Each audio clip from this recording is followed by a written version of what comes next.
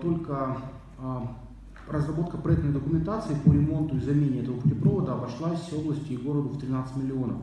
Сейчас речь идет о том, чтобы строить новый путепровод стоимостью в 200 миллионов рублей.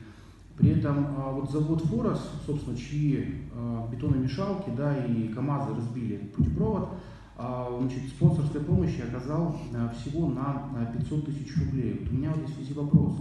Если путепровод все-таки межмуниципальный, может быть, как-то стоит привлечь другие муниципалитеты, да, помимо асбеста, к тому, чтобы восстанавливать, да, вот эту инфраструктурную развязку, это первый момент. И второй, может быть, стоит как-то из самого предприятия больше попросить. Спасибо.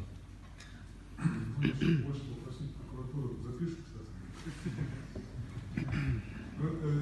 это, конечно, вопросы негабаритов, вопросы превышения грузов, они сегодня актуальны. Вы знаете, что мы ведем работу, и в этом году мы объявим конкурсы на установку